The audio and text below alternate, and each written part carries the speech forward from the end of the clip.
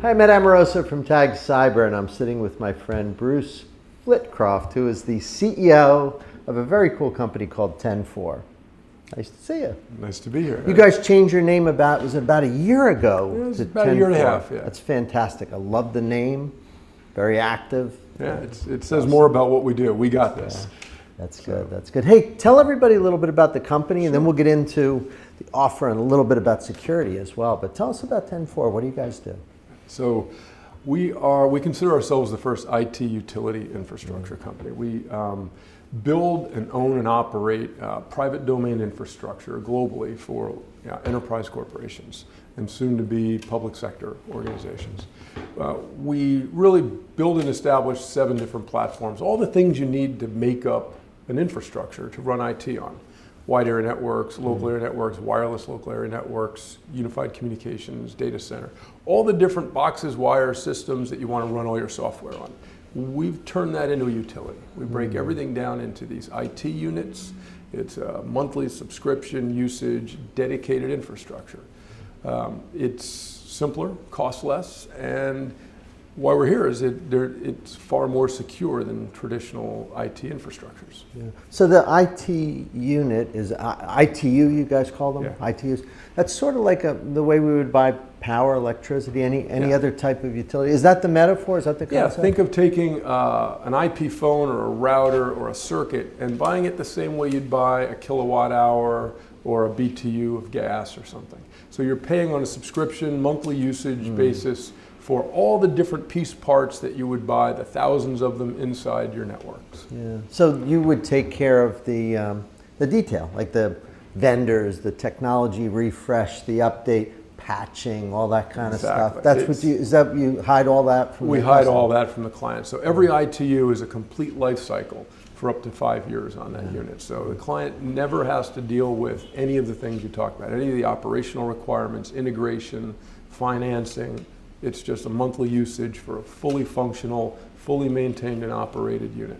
Yeah. When you guys see something new that you think is really awesome, do you kind of go spread the word with your clients or do you just pop it right in there? Or how do you kind of do the technology refresh with something like that? Because you must have a contract with them. Well, when we see something new, we don't do either of those things. Okay. The first thing we do is we have a process for putting it in our reference architectures. A reference architecture is a fully tested, vetted, operationalized set of activities that we do around an ITU, and then make sure all the ITUs work together. So we're not discovering integration and operation problems after it's deployed. So it usually takes 4 to 6 months before a new ITU will be in production. So when it's a new shiny ball out in the market, you'll see it from us 4 to 6 months later. You won't see it day one like you'll get from the manufacturer sales reps. Then what happens is once we've got it integrated into the reference architecture, the clients can refresh their old ITUs with new ones. And there's no cost for that. They can just say, I would like the new features of the new firewall or the new router that you have in the reference architecture. Can you swap out my old one, put in the new one? If their stuff gets too old, like it hits 60 months, we don't give much of a choice. We're like, we don't want to operate old equipment or old systems. We're going to replace that and refresh it for you, whether you want to or not, because the operating costs go up. Sure. And the security concerns go up as it gets older. So we refresh everything within 60 months. Do you find that small, medium, and large businesses alike benefit the same, or is one sector maybe more? Well, we're finding that the small businesses benefit just as much as the large ones, but for very different reasons. The large ones are seeing huge cost savings and simplicity that they were lacking. The small ones are getting features and capabilities they didn't previously have. Probably couldn't afford. They couldn't afford all the integration and systems and software consoles and things that we build into a network, whereas the larger enterprises could. They just were having difficulty operating it efficiently, maintaining it, and keeping up with the preventing technology debt. So they see very different benefits. Yeah. You see, is SDN something you guys spend a lot of time thinking about, software defined? You see that coming, or is it? We're already doing SDN in the WAN, as that technology is starting to mature this year. We're rolling out a host of SD-WAN features now into our WAN platform. We have not done so in like the IoT and LAN platforms yet because it's just not mature yet. As it does, like I said, when the new shiny new object comes out, we'll spend a few months vetting it, operationalize it, and then roll it out and make it available once we think it's stable and mature. I'm glad you said IoT, because that was going to be my next question. I would think you probably have a lot of clients now coming to you hanging all kinds of crazy stuff onto networks. Right? In the retail space, we're doing so many different IoT sensors, devices, IO devices in stores, trying to get those new immersive experiences. So we're seeing a lot of our retail clients start to experiment with a lot of IoT. Also, manufacturers, they're taking the traditional shop floor manufacturing systems, which are always a standalone local area network, all self-contained. They're not self-contained anymore. They're becoming integrated with the larger corporate network, and all those devices that they have in the shop process are now becoming IoT devices in a larger network. So yeah, we're seeing a lot of early stage IoT initiatives. You know, I'm going to ask you a question I sort of know the answer to, because I've known you a while. I know what a great shop you run. How do you keep the network talent with all the domain expertise that you need? And it must be hard, because this is hard stuff that you're doing. Do you need to create a community in the company to attract and kind of keep that talent? There is always a community effort. You always do things as a group. You sponsor a lot of events. But I'll tell you, it's the work that attracts and keeps the talented people. It's good work. When you're doing new things, when you're trying to take how to build and operate networks to the next level, talented people are attracted to work on better than same old, the way we've been doing it for 20 years. Yeah. And I think that's one of the big attractors. It's helped us attract and retain some really great talent. It is cool stuff. Now let me ask you on the security side, when you first started the company versus now, were people asking about security then? I know they do now. They do. Did anybody ask in those days? No, because when we launched TenFour, the services launched the end of 2012, beginning of 13. Yeah. All anybody cared about was cost cutting. It was the mantra was, do more with less. Right. So the idea that the efficiencies we built into these network capabilities saved money, and that was the big attractor. Still, 4 or I'm 5 sure, years. is a gigantic reason. It's always utility. important. That would be still economics. for me. Sure. But now we've got all these other features, all these other value propositions, so to speak. Yeah. So security's become a big one. The fact that we've got an easier way to operate a security posture for a large enterprise is now becoming an attractor that people are coming around to going, might be the help that we needed. That's awesome. Now you guys have actually built security solutions right into the platform now. I know you told me a little bit about it. Share some details. It's very cool. So we've got our security strategy is 3 parts, right? The first part is what we call Shield, or the embedded services. So every time we build an ITU, whether it's a switch or a wireless access point, there's this security first method. It has a suite of embedded services on it, where we're doing all the network basic security. We're creating a standard build for it that really can't be deviated. We're doing all of the monitoring, real time, 24/7, 365, which is jacks are better to open, right? Yeah. Then we do all the config management. So we're imaging configs, and every time there's a change to a config, we're alarmed. Might be the most important part of it, that piece. When malicious actors come in, the first thing they do is when I change config files. Yeah. So we image them. If that's good. The ITU self-identifies a change, calls home, says this is the change. Has it been approved? If not, it falls back. It won't allow the change. We build into the network all AAA is built into the ITUs, all syslog tracking. AAA is the Cisco AAA model, authorization, access, audit, and authentication. So that's built in, including 2-factor with all inbound and outbound out of the network for management. We've got syslog is turned on all of the ITUs. So we're tracking at least 30 days back on everything and maintaining all those. I think we also do DNS, private DNS within the network included also in the platform. Yeah. So you think about these are all core basic security best practices that you would need that typically require multiple platforms, lots of experts, administrators. We've built them into the ITUs. They're not, think of them as free. And this is kind of routing layer down. Yeah, More or less. This is basically, layer 1, 2, and 3. Yeah. Right. And that's in the network security space that's embedded. All that's supposed to take that work off of the IT security team and build it into the ITUs. And like I said, we call that our shield or security first strategy. No ITU can be built or added into a reference architecture unless it's compliant with all those things. We do this through what we call our NOS platform. It's our network observatory system. It's a series of servers. NOS. Yep. It's a series of server appliances we put inside the customer domain, and it's running all these activities in real time, all the time, and reporting back on any events and alarms, changes, everything back to our NOC. And again, that's all built into the ITU pricing. So that's the first phase of our security strategy. It's free. Our clients view it as that's all the free services because I'm having to buy and operate a router anyway. If all these things are done as part of it, I'm off to a good start. The centralized part of your first step here reminds me of the old days, right? Where Yeah. you've had all the best talent doing it in one place and we all benefited. Kind of lost our way in security where you scattered the responsibility all over the place. All it takes is a few people to not do it and then we all suffer. So I like the centralized aspect of that. You make sure it gets done. Yeah, so the NOC is all out of New Jersey. It's a US-based NOC. And there is a huge advantage to everybody being on one floor, having when there's a problem or a ticket and a client needs help with a security incident, it's really good to have everybody accessible 24/7 in one place.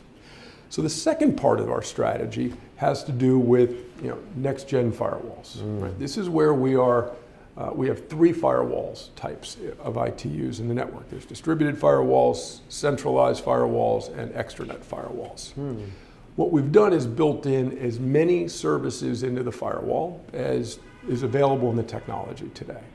So intrusion detection, malware, real-time live threat prevention, deep packet inspection, all included in each of the 3 firewall ITU types. Is the difference between centralized and distributed just the number of gateways that you're covering? I'm trying to visualize what the difference would be. It has a lot to do with application flows and the amount of the applications using public internet. I see. So we've got 2 products in the distributed firewall. They're both top technology manufacturers of distributed firewalls, and it depends mostly on traffic patterns. It's how we drop the cost and make it easier to operate. Centralized firewalls are generally where people want a lot more controls, they want fewer rules, and there's not as much traffic per user or per site, but there's a lot of overall traffic. I see, that makes sense. Extranet firewalls are where it's limited traffic types between suppliers, customers, vendors. We don't have to do URL filtering, for instance, on an extranet firewall that we do on all the distributed and central firewalls. So that strategy is our client buys ITUs, and they can buy any mixture of distributed, centralized, and extranet firewalls, and they're paying a per monthly charge per firewall. And all of that is done, from the third part of this is console management. So in our NOS platform, it's kind of key to understand that we make every single ITU in the network a sensor on the network. So every device is collecting traffic and security information. When you start turning on S-Flow and J-Flow and NetFlow on every single layer 3 device in a network, the amount of traffic's enormous. So one of the server consoles will load in our NOS for a client, and that console's an ITU, they pay monthly for it. Collects, sorts, manages all that flow data. Functionality. Well, it provides the data in a usable way to who's ever responsible for SIM remediation. Otherwise, we're collecting so much traffic information in the network, it takes too long for a SIM remediation team to sort through it. So we've got a console where they can preset how they want to look at it, and we'll make it all available to them. That's awesome. There's 2 other consoles we load to make security easier in the network and host environments. The second one is a centralized management console where we're doing management of all of these firewalls. Off-the-shelf products that we're using for all of the policy management, all of the access control lists, all of the traditional administration you do in firewalls, We've got 3 different off-the-shelf software packages that we've pre-integrated. We've done all the tuning to the ITUs. We've set up baseline policies, and then we expose that console in our NOS platform to the client as an ITU for them to use for SIM remediation or for audits or anything else. So that we think is a pretty nice feature as well. The third console we do is public DNS management. This is where you're doing URL management against to protect against malicious people on the internet. We've got a outwardly facing DNS manager that is another console that sits inside our NOS platform. Again, so it's a 3-part strategy. There's all the embedded services for every ITU that basically no charge, they're built into the ITU. Based on your traffic and how you want to operate your environment, you have different types of firewall options that we can spread out throughout the network. You pay per month per firewall. And then we have these 3 consoles to add centralized advanced analytic features and capabilities to the customer. We use it as well, but we expose it to our customers. They can use it on a co-management, and they have complete access to everything we have access to. This has become critical because we're not a SOC. We don't do SIM remediation, and just like we don't do application or data security. So this allows us to integrate with our customer or their SOC provider or their SIM remediation provider, expose everything to them, and they're collecting tons of information that otherwise they wouldn't create or they wouldn't have holistically. The fact that we're doing it on every ITU and configuration item in the network is a huge difference in just the posture of the network. Having all of that as a starting point is a really nice place to start your security strategy from. Have you had to spend a lot of time on your own infrastructure, like kind of protecting all that data? Like, oh my God, yes. From when you started the company to now, you probably went from a smaller base to a gigantic base with a ton of data. You guys are a steward now of quite a bit of intellectual property and information, sensitive data. Well, we don't save sensitive data. Smart move. Right. What we do is we're just keeping IP addresses, config files, naming conventions, flow patterns, traffic patterns. We don't open the customer's data packets. Oh, that makes sense. So we're never collecting or keeping any of their business or application data. And that helps a lot, 1, for audit purposes, but 2, it prevents us from becoming a security threat to our clients if we ever get hacked. The biggest concern is that if we get hacked, we have access in through a private connection into their domain. Could somebody leverage that? But we've established it, so there's really no way that anybody could either get that connection, and if they ever did, they couldn't maintain it for long at all. It would be shut down almost instantly. That makes sense. I know you guys said you're not a SOC, so to speak, but you kind of have a lot of experience now. When you talk to your team, the security folks, what are they talking about these days? Like when you're having lunch with them or something, and they say, "Oh man," and then they describe something they've seen. Well, the hardest part is what are you hearing these days? The hardest part is how much more should we do? Every single time we talk with our security reference architecture team, they're talking about new features and capabilities we could add. And the hardest thing to do is not try to do everything. Just focusing on the network and host security and getting really good at that and doing it thoroughly is our charter. And security guys, they just want to play with new stuff, and the software is fascinating, and they just want to keep adding new features. And there's a point where too many features, it's hard to maintain and really be excellent at it. So what we've done is drawn a line there and said, host and network security, we're going to be phenomenal at. Application and data security, we're going to pass. We're going to leave it up to the client. And our guys are so tempted always. There's a new widget, a new software package, a new appliance out there they want to test and put in the reference architecture. Saying no is the hard part. Well, I've always thought, and one of the things that attracted me to the utility model when we first met, I think the security being embedded in something makes such perfect sense, right?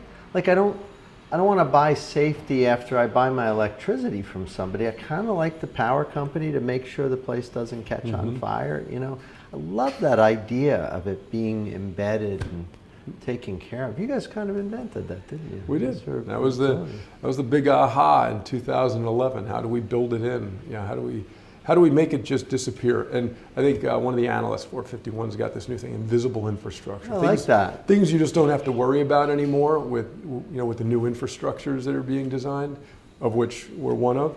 The fact that all those embedded security capabilities are just built into all the ITUs now makes it invisible. It lets us focus on all the higher stack security challenges. Back on the security stuff, how have your customers responded to the new security capability? You getting some feedback now from the existing absolutely. They're consuming it, and I'll tell you, it's hard to get a lot of mechanics, IT operators and administrators to change the way they've been doing it for 30 years. Yeah. So at first it's a little bit of, well, why aren't you guys doing it this way? And I kind of like this, and why don't you have that product in here? And we're like, try it, it just works. Yeah. It just works. You're going to, 6 months from now, you're going to forget about all that stuff. Yeah. And that's what happens. At first there's this pushback, why are you doing it differently than we did it? And then all of a sudden it's like, wow, this really does work better. I spend less time, I've got more information, the consoles are easy to use, and I don't spend as much time doing all the administrative work for all the host and network activities. Yeah. It takes a little while. There's a 6-month period where there's an adjustment for the IT staffs of our clients to get used to. I hate to say it, but a better way of doing it. No, it's true, and they probably need to learn that delineation as well. Like malware in some application is probably not going to be a layer 1 through 3 issue. Right. But if you become guilty through doing a good job, if you're doing a good job there, then a lot of times they'll say, hey, can you help me with this? And hence your team getting dragged into. That'll be something you'll have to either manage or just get into that business, maybe. Well, so far we've just been managing it. We've got an awful lot on our plate. The IoT platform and the updates to our data center platform are going to keep us busy for the next 6 months in reference architecture redesigns. Let me ask a real broad, general tech prediction type question. When you're at a cocktail party and people find out you're a tech guy, and they say, "Hey, what's coming? What do you think? Are you an AI enthusiast? Do you think automation? Where do you think technology will be in the next few years? Like, what's the next big thing?" So I will tell you, I was at a party a week ago, and somebody asked me that, and I'll give you the answer. Now that answer was after 2 or 3 drinks. So oh, okay. Well, we're not drinking here. We had some coffee, but so we'll see we if it should stands have beer. up. We get better answers. So we'll see if it time. Still stands up. One of the predictions I made was we're fascinated with different application uses of blockchain. Blockchain. Blockchain. Oh, okay. Instead of using it, all the attention's around financial transactions and purchasing transactions and using log, the perfect log. Perfect. We see the opportunity as we look at the domain structures of networks changing, public and private domains morphing, and every company having their own domain, and domains being defined as wherever your data is at that moment. Means there's going to be a trust between different organizations as they share data. There's going to be a responsibility for data as the new currency. There is no real way, once the data leaves your domain and goes somewhere else, that you really know what anyone did with it, how it got used. Were they copying it? Were they, we feel that one of the advents is going to be a morph in blockchain to focus around security. Think of public ledgers around tracking the use of all your application packets and traffic and documents and things as they traverse various domains, and that you get that there's a record of who did what with your data, so that if it's ever misused or anything, there's a way to go back. And I think it's going to change the liability and the legal treatment internationally as well for data as an asset.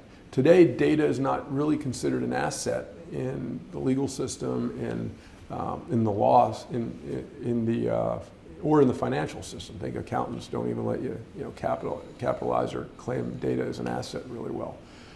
As that changes, we're going to have a way to track the asset, the same way you'd track a fleet of trucks or your inventory as it's shipping around the world. We're going to have to start looking at data the same way. And I think there's an opportunity as we're trying to solve domain issues in how we build networks, public and private domains, and how the borders morph and how they layer, and how we track all the data traffic within a customer's domain. We're struggling with, once it leaves the edge, what happens? our theory is that in 10 years, blockchain will start solving that problem. And it's going to interleave with how we look at the liabilities of assets and how we book assets, financially. I mean, that's fantastic for business and government. For citizens, it's like the death of privacy, right? I mean, it seems like, again, from a business perspective, But it's is there essential. privacy today? Probably not. Right? So the idea is, wouldn't you like accountability? Yeah. Right? No, that's a fair point. I mean, accountability is privacy in a suit. It's cleaned up and it makes good sense.